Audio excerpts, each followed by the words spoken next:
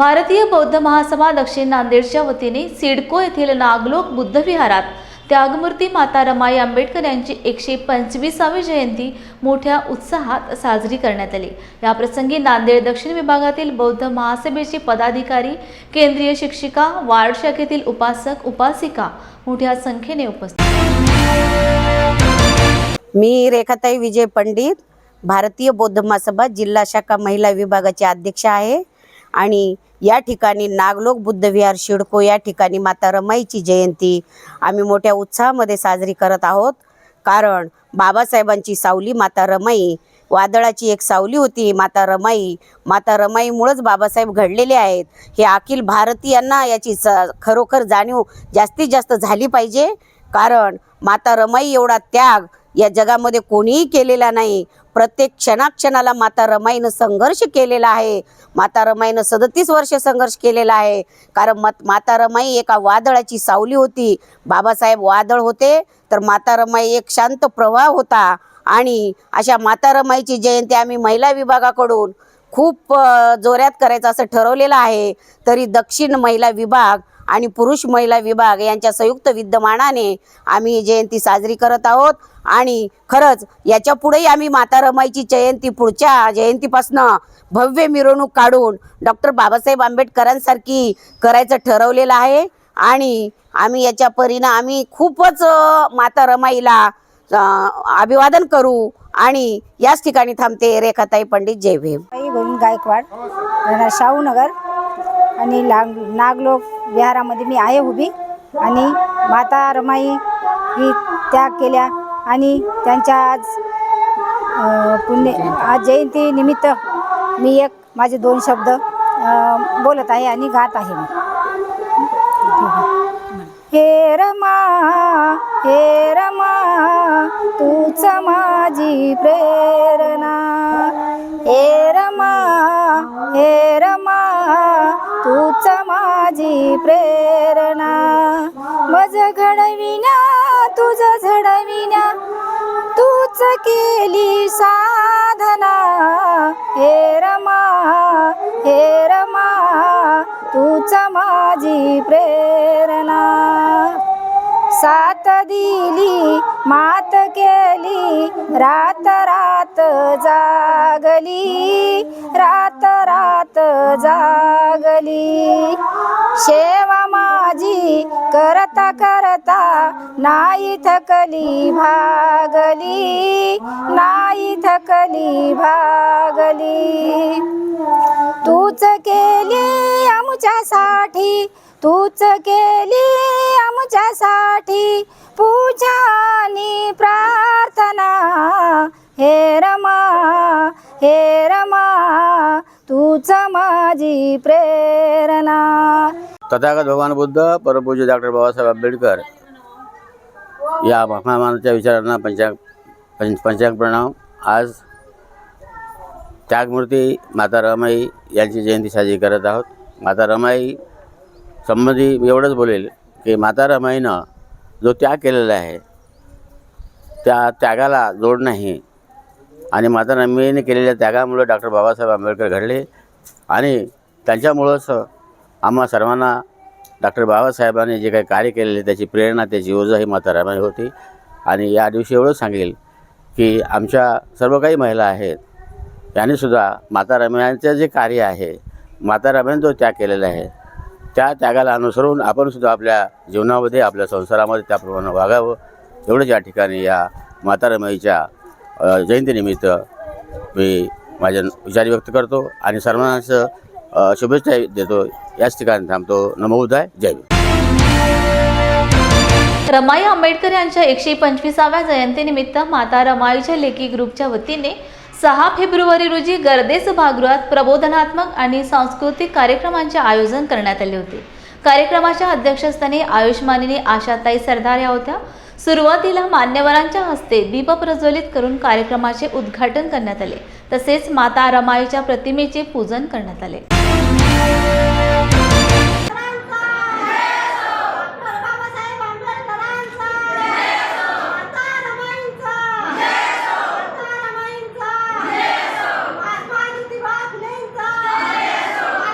Viva!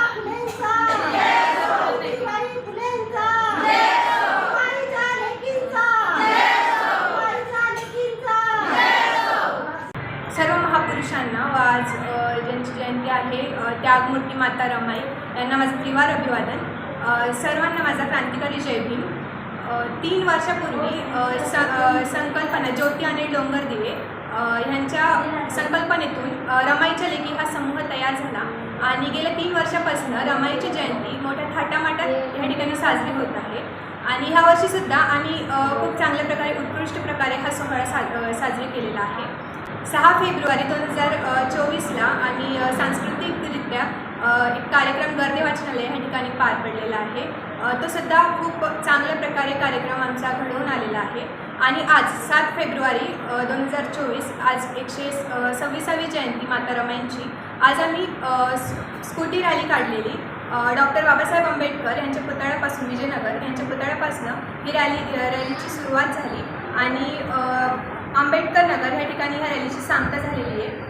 सर्व कार्यक्रम शांततेत पार पडला व उत्कृष्ट असा कार्यक्रम ह्या ठिकाणी साजरा झाला. माता रमाई यांच्या 125व्या जयंतीनिमित्त परभणी येथील डॉक्टर बाबासाहेब आंबेडकर विद्यालयातील गरीब विद्यार्थ्यांना शालेय साहित्याचे वाटप करण्यात आले. इंडियन रिपोर्ट्स असोसिएशन नवी दिल्लीच्या परभणी शाखेचे अध्यक्ष मदन बापू कोल्हे यांच्याकडून विद्यार्थ्यांना शालेय साहित्याचे वाटप करण्यात आले. क्रांती घडवलेले डॉक्टर बाबासाहेब आंबेडकर यांच्या देशामध्ये सिंहाचा वाटा असलेल्या माता रमाई यांचा आज जन्मदिन.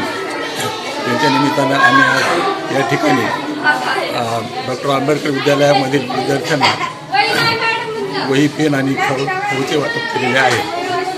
माता रमाईचे आमच्यावर फार उपकार आहेत. आमची आई आहे ती संपूर्ण जगाची आई असली म्हणायला काही हरकत नाही.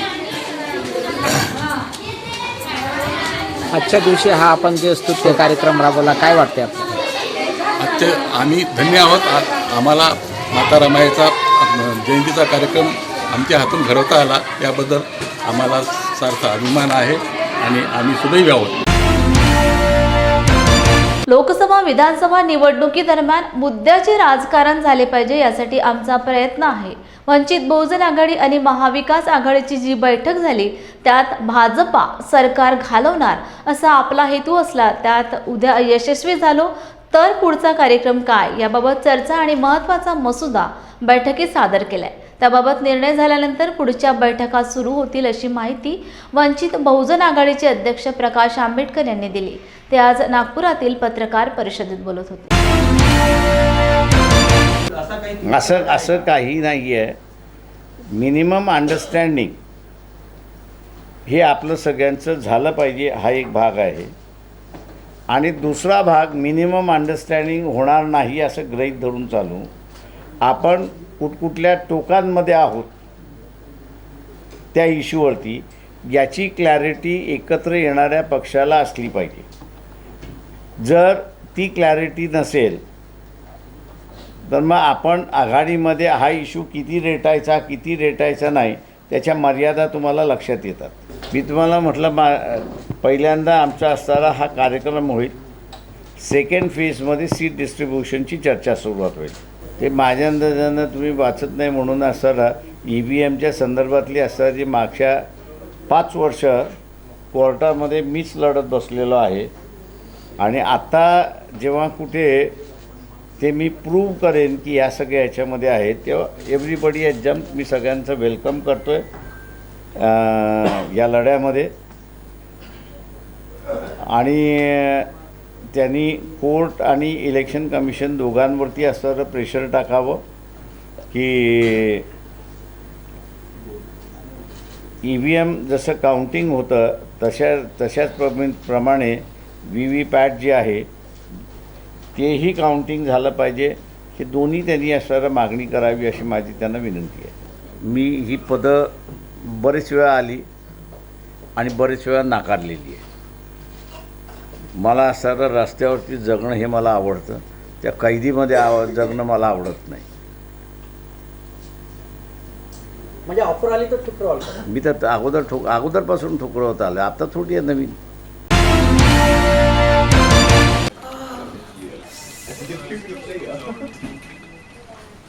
बॉस ने मीटिंग बुलाई. क्या यार, आदमी की तकलीफ को तो समझो. बाहर बाहर उठो बैठो. जनाब, तकलीफ उठने बैठने की नहीं, तकलीफ बवासीर की है? बवासीर, फिशर, भगंदर, पाइलोनियल साइंस का आयुर्वेद तथा आधुनिक लेजर से उपचार। अभ्युदय पाइल्स लेजर हॉस्पिटल, लोहार समाज भवन के पीछे, महापुष्प सोसाइटी, शताब्दी नगर चौक से मनीष नगर रोड, नागपुर। कॉल और विजिट करें www.pilesfistulacure.com। हुआ बहू? माँ, पाइल्स की बहुत तकलीफ हो रही है। तो तुम गुदरोग सर्जन के पास क्यों नहीं गई? देखो, जैसे हार्ट के लिए हार्ट स्पेशलिस्ट, ब्रेन के लिए ब्रेन स्पेशलिस्ट, तो पाइल्स के लिए पाइल्स स्पेशलिस्ट क्यों नहीं? स्त्री हो या पुरुष, टॉयलेट में तकलीफ केवल पाइल्स ही नहीं, और भी कई प्रकार के गुदरोग तथा कैंसर भी हो सकता है। इसीलिए इसकी प्रत्यक्ष जांच जरूरी है। ठीक है माँ, पर जांच के लिए हम जाएंगे कहाँ? वही काले आयुर्वेदिक पाइल्स हॉस्पिटल में। लेकिन माँ, प्रेगनेंसी में पाइल्स की दवाइयाँ? प्रेगनेंसी में आयुर्वेदिक दवाइयाँ सुरक्षित होती है। जनहित में जारी काले आयुर्वेदिक पाइल्स हॉस्पिटल, औषधि चिकित्सा तथा सर्जरी ट्रीटमेंट उपलब्ध। हमारा पता उमरेड रोड, दिघौरी बस स्टॉप के पास, नागपुर। अधिक जानकारी के लिए वेबसाइट पर जाएं kalepailshospital.com। येत्या 9 फेब्रुवारी रोजी मुख्यमंत्री एकनाथ शिंदे यांचा वाढदिवस असून या निमित्ताने मानधन वाढीची तात्काळ अंमलबजावणी करावी असे साकडे मुख्यमंत्र्यांना घालणार असल्याची माहिती कोल्हापूर जिल्हा आशा वर्कर व गटप्रवर्तक युनियनच्या वतीने पत्रकार परिषदेत माहिती देण्यात आली। जोपर्यंत मुख्यमंत्री कुठलेही ठोस आश्वासन देत नाहीत तोपर्यंत मुख्यमंत्र्यांचे गृहनगर ठाणे शहर सोडणार नाही असा इशाराही देण्यात आला। 12 जानेवारीपासून जो आशा व गटप्रवर्तक यांचा बेमुदत संप चालू आहे त्यासाठी सर्व आमदार असतील, खासदार असतील त्यांच्यापर्यंत आम्ही पोहोचून त्यांच्या घरात जाऊन त्यांना सर्वांना निवेदन देण्यात आले। सर्वांनी ते निवेदन स्वीकारलं, पण अजून पण त्याच्यापासून आम्हाला कुठलं एक GR वगैरे त्यांनी काही काढलेलं नाही किंवा GR काढण्यासाठी कोणता प्रयत्न करतोय ही काही माहिती त्यांनी दिलेली नाही। तर आम्ही सर्व आशा व गटप्रवर्तक निराश झालो आहोत आणि त्या निराशेच्या ह्याच्यात कृती समितीच्या वतीनं जो निर्णय घेण्यात आलेला आहे, ठाण्याला मुख्यमंत्री साहेब यांच्या वाढदिवसानिमित्त आम्ही ठाण्याला त्यांच्या डायरेक्ट घराजवळ जाऊन एक ठिय्या आंदोलन घेण्यात येणार आहे आणि त्यासाठी सर्व जिल्ह्यातील, सर्व राज्यातील गटप्रवर्तक व आशा सर्वांचा तिथं समावेश असणार आहे। 72,000 आशा व 3,500 गटप्रवर्तक तिथं जाऊन एक ठिय्या आंदोलन, एक मोठ्या प्रकारचं भव्य असं आंदोलन करणार आहे आणि त्यात त्यांनी GR काढावा अशी एक आमची इच्छा असणार आहे किंवा मागणी असणार आहे। आम्ही तिथं जोवर त्यांनी आमचा GR काढत नाही तोवर आम्ही तिथंच थांबणार आहे। आमचं थांबून ठिय्या आंदोलन चालू ठेवणार आहे जोवर GR काढत नाही तोवर। 12 जानेवारी 2024 पासून महाराष्ट्रातील आशा वर्कर्स यांना शासनाने 9 नोव्हेंबर रोजी मानधन वाढीच्या मान्य केलेल्या मागण्यांचा शासन आदेश निघावा या मागणीसाठी संपावर आहेत। त्यात अमरावती मनपा येथील आशा वर्कर्स ही सहभागी आहेत। त्या सातत्याने रोज वेगवेगळ्या प्रकारे आंदोलने करीत आहेत। 5 फेब्रुवारी रोजी झालेल्या राज्य सरकारच्या मंत्रिमंडळ बैठकीत प्रस्ताव तयार असून सुद्धा मान्य करण्यात आला नाही। महानगरपालिकेसमोर आशा वर्कर्स गटप्रवर्तक संघटना अमरावतीद्वारे धरणे, निदर्शने, आंदोलन करण्यात आले। यावेळी मनपा आयुक्तांना निवेदन देण्यात आले।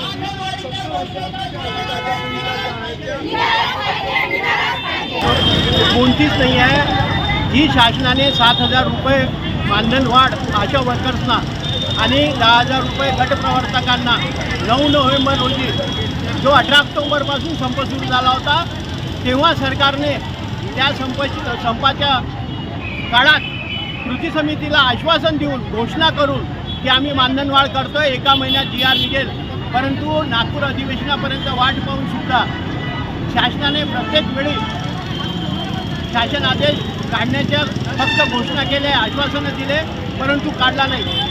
त्याच्या विरोधात 12 जानेवारीपासून दुसऱ्यांदा आशा वर्कर कृती समितीतर्फे पूर्ण महाराष्ट्रात आशा संपावर आहे आणि आशाचा प्रस्ताव तयार आहे, सगळेच तयार आहे।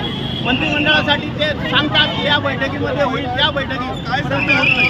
माझं नाव सरोज पटेल शिवाज, मी भजनपुरा इथे राहते आणि महानगरपालिकेमध्ये 2008 पासून आशा वर्कर म्हणून काम करते। आमची आमची जी मागणी होती ऑक्टोबर महिन्यामध्ये आम्ही शासनाकडनं वेतनवाढीची मागणी केली होती, तर त्याच्यामध्ये सरकारने आम्हाला आशा वर्करला 7,000 रुपये, आशा वर्करला 7,000 रुपये आणि गटप्रवृत्तीला 10,000 रुपयाची वाढ दिलेली होती. आणि त्यानंतर शासनाने म्हणजे ऑनलाईन पूर्ण मिटिंग झाल्यानंतर ही झालेलं आहे आणि शासनाने आमचा संप मागे घ्यायला सांगितलं होतं आणि GR काढायला 1 महिन्याचं मुदत दिलेली होती आम्हाला, पण सरकारने GR निघालेला नाही आहे. त्यामुळे आम्ही 12 तारखेपासून 12 जानेवारीपासून परत संपावर आहोत की आमचा जोपर्यंत GR निघत नाही तोपर्यंत आम्ही आमचा संप मागे घेत नाही, ही आमची मागणी आहे. नांदेडच्या राजनगर चंद्रगुप्तनगर येथील साकेत बुद्ध विहारात भिक्खुनी चारुशिला यांच्या मार्गदर्शनाखाली त्यागमूर्ती माता रमाई आंबेडकर यांची 125वी जयंती मोठ्या उत्साहात साजरी करण्यात आली. यावेळी महामाया महिला मंडळ व बुद्ध विहार कमिटीच्या वतीने माता रमाई आंबेडकर यांच्या विचारांना उजाळा देऊन विनम्र अभिवादन करण्यात आले. या कार्यक्रमास बौद्ध उपासक उपासिका मोठ्या संख्येने उपस्थित होते.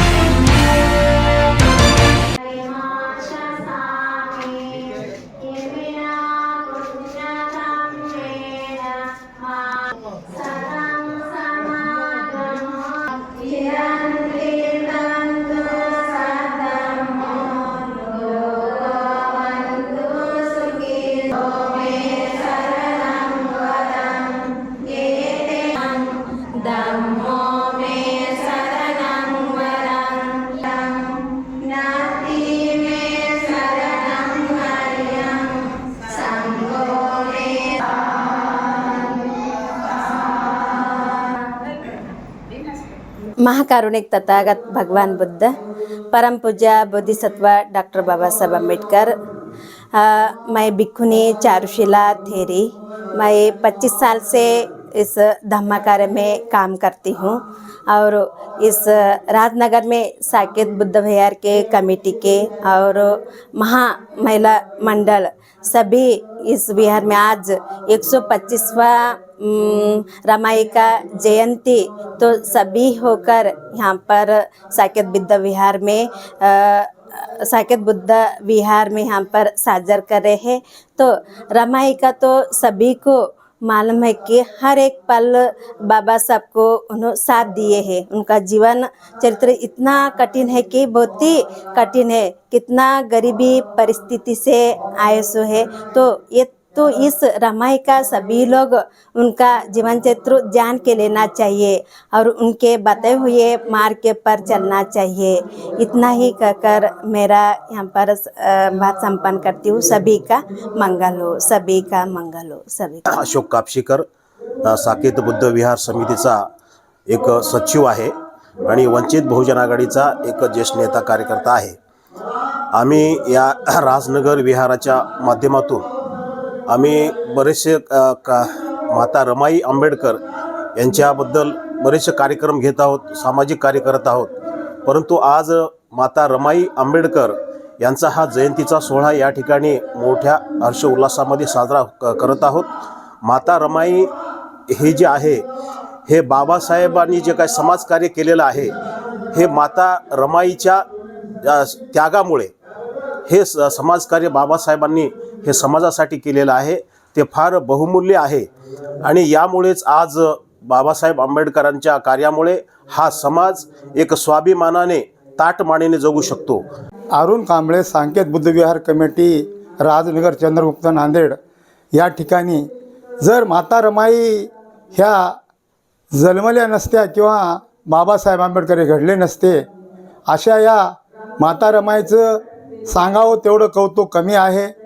आणि प्रत्येक पुरुषाच्या मागं स्त्री असणं खरंच हा पुरुष घडतो, तसं माता रमाई बाबासाहेबाच्या ऊन आणि सावली याप्रमाणे त्यांच्या उभे राहिले म्हणून आज महामानव डॉक्टर बाबासाहेब आंबेडकर घडले।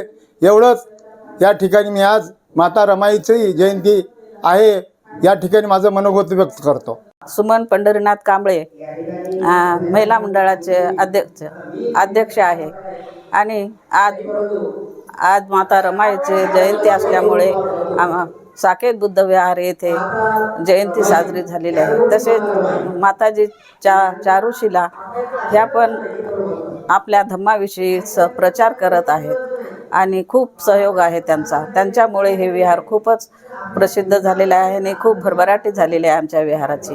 कांताबाई अर्जुनराव वाघमारे महामाया महिला मंडळाच्या वतीने बोलत आहे. आज रमाईची जयंती आहे, त्यानिमित्ताने आम्ही आज विहारामध्ये कार्यक्रम घेतलेला आहे. चारुशिला माताजी आम्हाला मार्गदर्शन करतात, त्याप्रमाणे आम्ही माता रमाईची जयंती साजरी करत आहोत. माता रमाईचे जीवन हे खूप त्यागमय जीवन आहे आणि त्यांनी एवढा त्याग केला. हिमालयासारखी सावली बाबासाहेबाच्या मागे होती म्हणून ते बाबासाहेब घडू शकले आणि आपल्या सर्व समाजाचा त्यांनी उद्धार केला. त्यांच्या वेळोवेळी त्यांनी कधीच आपल्याला कोणत्याच प्रकारची त्यांना अडचण भासू दिली नाही.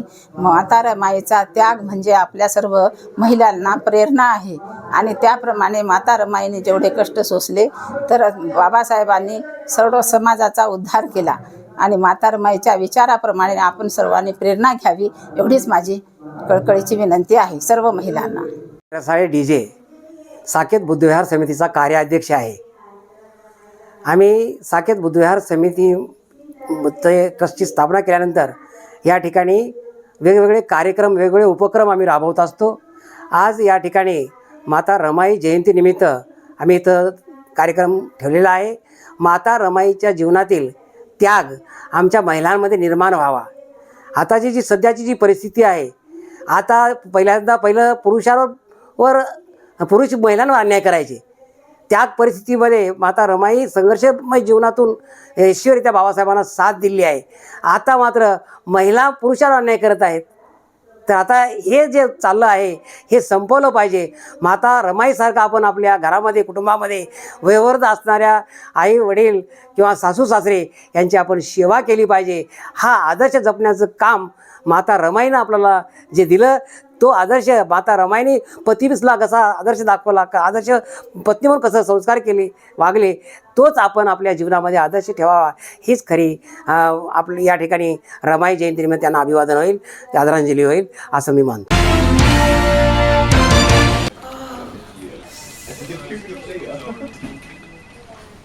बॉस ने मीटिंग बुलाई. क्या यार, आदमी की तकलीफ को तो समझो. बाहर बाहर उठो बैठो.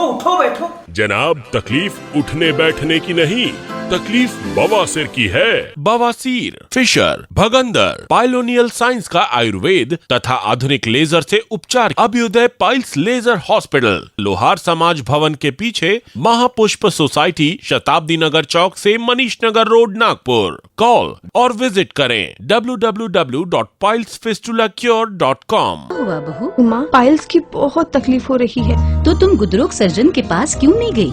देखो, जैसे हार्ट के लिए हार्ट स्पेशलिस्ट, ब्रेन के लिए ब्रेन स्पेशलिस्ट, तो पाइल्स के लिए पाइल्स स्पेशलिस्ट क्यों नहीं? स्त्री हो या पुरुष, टॉयलेट में तकलीफ केवल पाइल्स ही नहीं और भी कई प्रकार के गुदरोग तथा कैंसर भी हो सकता है. इसीलिए इसकी प्रत्यक्ष जांच जरूरी है. ठीक है माँ, पर जांच के लिए हम जाएंगे कहाँ? वही काले आयुर्वेदिक पाइल्स हॉस्पिटल में. लेकिन माँ, प्रेगनेंसी में पाइल्स की दवाइयाँ. प्रेगनेंसी में आयुर्वेदिक दवाइयाँ सुरक्षित होती है. जनहित में जारी काले आयुर्वेदिक पाइल्स हॉस्पिटल, औषधि चिकित्सा तथा सर्जरी ट्रीटमेंट उपलब्ध. हमारा पता उमरेड रोड, दिघौरी बस स्टॉप के पास, नागपुर. अधिक जानकारी के लिए वेबसाइट पर जाएं kalepailshospital.com. छत्रपती शिवाजी महाराज जयंती मोठ्या उत्साहात साजरी करण्यात येणार आहे. 17, 18 आणि 19 फेब्रुवारीला विविध कार्यक्रमाचे आयोजन करण्यात आले असून प्रामुख्याने हत्ती, घोडे, उंट आणण्यात येणार आहेत. तसेच 2000 भगव्या साड्या विक्रीसाठी ठेवण्यात आल्या आहेत. ना नफा ना तोटा या तत्वावर या साड्यांची विक्री केली जाणार आहे. त्यामुळे सर्व शहर भगवामय होईल अशी अपेक्षा आमदार गायकवाड यांनी व्यक्त केली. ते आज बुलढाणा येथे पत्रकार परिषदेत बोलत होते. उद्घाटन जिजामाता स्टेडियममध्ये सकाळी 8 वाजेपासून होणार आहे. त्याच्याकरता खास शिवकालीन शस्त्रे आपण या ठिकाणी बोलवली की जे दुर्मिळ शस्त्र याच्या आधी कधी पाहिले नाही. हे 16 तारखेला आपण त्या ठिकाणी बोलवले. 17 तारखेला आपण जो शाळांच्या मुलींचा कार्यक्रम ठेवला तो मुलांचा नसून केवळ मुलींचा कार्यक्रम त्या ठिकाणी आहे आणि त्या कार्यक्रमानंतर बऱ्यापैकी मुलींची मंडळ ही त्या ठिकाणी आईवडिलांच्या बाजूने वळतात. जे एखाद्या वेळेला वयाच्या बदलानुसार जे काही त्यांची मानसिकता बदलते तर ती मानसिकता स्थिर राहण्याचं काम त्या कार्यक्रमातून होते. 17 तारीख झाल्यानंतर 18 तारखेला सायंकाळी 4 वाजता आमची जी काही जिजाऊच्या जन्मस्थानी जी ज्योत येते ती ज्योत बुलढाण्यामध्ये आल्यानंतर प्रचंड अशा मोटरसायकलच्या रॅलीमध्ये आणि ती ज्योत जाण्याकरता 6 घोडे हे चिखलीच्या मधून त्या घोड्यांवरती ज्योत त्या ठिकाणी येईल आणि मग बुलढाण्यामध्ये मुख्य मार्गाने त्या ज्योतीचं मिरवणूक होईल आणि 2 तासाच्या निनामध्ये जयस्तंभ चौक किंवा शिवरायांच्या पुतळ्यासमोर या 2 पैकी त्या ठिकाणी ती ज्योत विसावेल आणि 19 तारखेला त्या दरम्यान आपण पराग काचकोरेंच्या उपस्थितीमध्ये गड किल्ल्यांची स्पर्धा देखील आपण ठेवलेली आहे. या गड किल्ल्यांची स्पर्धा ही ज्याने त्याने त्याच्या उपलब्ध जागेमध्ये करायची आणि त्या गड किल्ल्यांच्या स्पर्धेकरता देखील आकर्षक बक्षीस हे संस्थेकडनं या ठिकाणी आपल्या आयोगाने त्याला दिलं जाणार आहे. नंतर 19 तारखेला सकाळी पहाटे 10:10 शिवरायांची जी जन्मवेळ आहे त्या जन्मवेळी जिजामाता प्रशगारमध्ये पाळण्याचा कार्यक्रम त्या ठिकाणी होईल. शिवजन्मोत्सव सोहळा त्या ठिकाणी होईल. प्रत्येक शाळेमधून शिवरायांवर आधारित असलेल्या वेशभूषा, त्यांच्यावर असलेली नाट्य या सगळ्यांचा शालेय कार्यक्रम त्या ठिकाणी पडेल. एखाद्या वेळेला एक पात्री देखील कार्यक्रम कुठली जरी महापुरुषामध्ये त्या ठिकाणी होऊ शकतो आणि त्यामध्ये मग सर्व शहरातील आमंत्रितांचं स्वागत करून गजानन दादा महाराज शास्त्री यांचं शिवरायावर आधारित 1 तासाचं त्या ठिकाणचं व्याख्यान किंवा प्रवचन त्या ठिकाणी होणार आहे आणि मग दुपारी 3 वाजता संगम चौकातून या शिवजयंती उत्सवाला त्या ठिकाणी सुरुवात होईल. 1 दिवस आधी शिवजयंतीच्या पूर्ण शहरामध्ये लाईटिंगची रोषणाई होईल. ही रोषणाई अगदी चंद्रमणी नगरपासून तर सुंदरखेडच्या भाईजींच्या घरापर्यंतच्या पुढे तिकडे असेल आणि इकडे धाडनाक्यापासून धाडनाक्याच्या पुढे त्या ठिकाणी असेल आणि सगळे रस्ते सकाळी धुतले जातील. सगळ्या रस्त्यांवर फुलांचा वर्षाव त्या ठिकाणी केला जाईल आणि शिवजन्मोत्सवाचं स्वागत त्या ठिकाणी केलं जाणार आहे आणि रात्रीची जे प्रोसेशन आपली जाईल त्या प्रोसेशनच्या यात्रेवर देखील प्रचंड मोठ्या प्रमाणामध्ये लाईटिंगची व्यवस्था केली जाणार आहे आणि शहरामध्ये काही ठिकाणी आम्ही ज्या स्क्रीन बसवतो शक्य झालं तर त्या स्क्रीनवर देखील जयंती दाखवली जाईल जे मी इच्छा डिवायडरच्या मध्ये बसवणार आहे आणि 3 चौकात 3 बसवणार आहे आणि यावेळची शिवजयंतीची मिरवणूक जी 10 वाजण्याची वेळ असते आम्ही ती वाढवून 12पर्यंत देखील मागण्याचा आमचा प्रयत्न आहे कारण प्रोसेशन मोठी संपायला वेळ लागतो. वेळेत संपवायचा प्रयत्न करू पण नाही तर मग या शासनाच्या अधिकारामध्ये 2-3 तासाची परवानगी आपल्याला वाढवून मिळते तो देखील करायचा प्रयत्न करू. या प्रोसेशनमध्ये आम्ही दिल्लीवरून खास करून एक महाबली आपलं याचं भोलेनाथाचं आपण त्याला काय म्हणतो त्यांच्या वाहनावरचं नाही वेशभूषा नाही ते महाबली येत नाही का आपल्या हत्ती याच्यावर बैलावर वाहनावर त्यांच्या ते देखील मोठा देखावा आपण त्या ठिकाणी करणार आहोत आणि या मिरवणूकमध्ये बाहेरगाव म्हणजे वर्ध्यावरून खास करून बंजारा पथक देखील त्या ठिकाणी आपण बोलवलंय. वेगवेगळी पथकं या ठिकाणी बोलवली आहेत आणि त्या सगळ्यांच्या याच्यामध्ये 2000 भगव्या रंगाच्या साड्या परिधान केलेल्या महिला ह्या देखील त्याच्यामध्ये असतील. एकाच रंगाच्या साड्या आम्ही बुक केल्या जेणेकरून सगळीकडे भगवं वातावरण दिसलं पाहिजे. अशा प्रकारची आगळीवेगळी शिवजयंती साजरी होणार आहे. मराठ्यांचा ओबीसीत झालेला घटनाबाह्य समावेश तात्काळ रद्द करण्यात यावा. मराठा आरक्षणासंदर्भात काढण्यात आलेला अध्यादेश रद्द करावा या प्रमुख मागण्यांसह काढण्यात येणाऱ्या मोर्चाच्या अनुषंगाने आरक्षण बचाव संयुक्त मोर्चा अनुसूचित जाती अनुसूचित जमाती ओबीसी भद्रावती तालुक्याच्या वतीने जनजागृती बाईक रॅलीचे आयोजन करण्यात आले.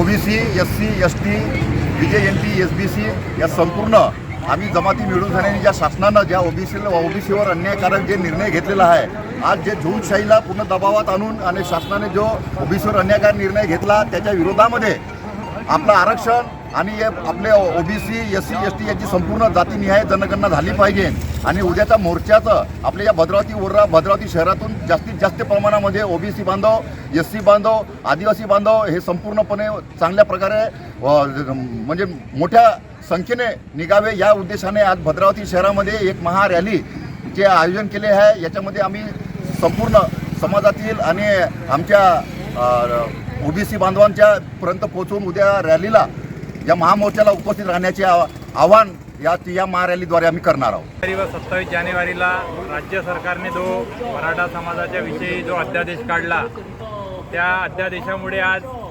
संविधानाची पायमल्ली झाली आहे आज तुम्हाला माहीत आहे या देशामध्ये ओबीसीची संख्या ही 60% आहे. असे असतानासुद्धा मराठ्यांना ओबीसीतून आरक्षण देण्याचा जो अध्यादेश शासनाने काढला आहे तो अतिशय दुर्दैवी आहे. आमचा मराठ्यांना आरक्षण देण्याविषयी विरोध नाही. त्यांना आरक्षण द्यावं, परंतु सेपरेट द्यावं. त्यांना ओबीसीतून आरक्षण देण्यात येऊ नये. आणि या अध्यादेशाची जी पायमल्ली झालेली आहे यासाठी ओबीसी सगळे जागृत झाले आहे. आणि दिनांक 7 तारखेला जिल्हाधिकारी कार्यालयावर जो महामोर्चा होणार आहे त्यामध्ये समस्त ओबीसी, एसटी, एनटी, इतर मागासवर्गीय, भटक्या इत्यादी सर्व सहभागी होणार आहे. आणि या मोर्चाची जनजागृती म्हणून आज भद्रावती शहरात आम्ही सर्व ओबीसी बांधव भद्रावती शहराच्या वतीनं संपूर्ण शहरामध्ये आम्ही आज जनजागृती रॅली काढणार आहोत. जय ओबीसी. मराठा समाज आमचा विरोध नाही. ज्यावेळेस मराठा समाजाचं आंदोलन चालू होतं हा चंद्रपूर जिल्ह्यामध्ये मराठा समाज नव्हता. आमच्या ओबीसीनं त्यांचं आंदोलन चांगलं करून दाखवलं. आमची एकच इच्छा होती त्यांना आरक्षण भेटावं. पण आमच्या मोर्चाकडे पाहून, आमच्या ओबीसीकडे पाहून त्यांनी मुख्यमंत्र्यांचे गलत निर्णय घेतला आहे. हे आम्हाला मान्य नाही आहे. बंधूंनो, तुम्हाला सांगू इच्छितो आरक्षण मराठ्याला द्यावं, सरकारनं द्यावं, केंद्रातून द्यावं. आमच्या ओबीसी, एससी, एनटी मधून आरक्षण नको हे आमचा नारा आहे. यासाठी आज भद्रावतीमध्ये उद्या महामोर्चा आमच्या चंद्रपूर कलेक्टरवर, पण आज आम्ही भद्रावतीमध्ये एक रॅली काढतो. ओबीसी समाज, एसटी समाज सर्व कार्यकर्ते आम्ही जमा झालेलो आहोत. आणि त्या कार्यकर्त्याच्या माध्यमातून ह्या भद्रावतीच्या क्षेत्रामध्ये आम्ही दाखवून देऊ. केंद्र आणि राज्य शासनाने भारतीय नागरिकांच्या विरोधात घेतलेले निर्णय तात्काळ रद्द करावेत या मागणीसाठी परभणीमध्ये सर्व सामाजिक, शैक्षणिक, बेरोजगार सामाजिक संघटनेच्या वतीने भव्य मोर्चा काढण्यात आलाय. शिक्षण वाचवा, देश वाचवा अशा घोषणा देत हा मोर्चा काढण्यात आलाय.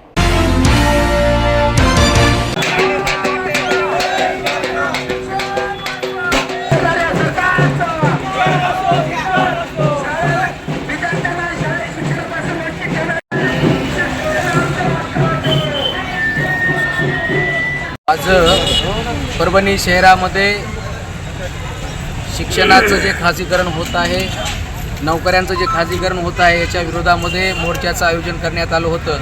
व तो मोर्चा एक चांगल्या पद्धतीनं परभणी शहरात काढण्यात देखील आलेला आहे.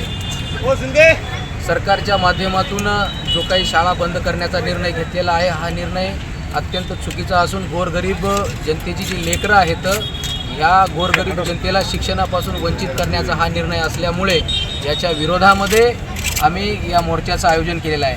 ही एक सुरुवात आहे. येणाऱ्या काळात याच्यापेक्षाही आम्ही मोठ्या प्रमाणात मोर्चाचं आयोजन आणि या सरकारला धारेवर धरण्यासाठी आणि या सरकारला जागं करण्यासाठी याचं आम्ही आयोजन करणार आहोत. म्हणून आज याची सुरुवात झालेली आहे परभणी शहरामध्ये. याच्यामध्ये अनेक संघटनांचे प्रातिनिधिक स्वरूपामध्ये आज लोक आलेले आहेत ज्यांच्या माध्यमातून आज आम्ही हा मोर्चा काढलेला आहे. बातमीपत्रात इथेच विश्राम घेऊया. पुन्हा भेटूया ताजा घडामोडी घेऊन. जय भीम.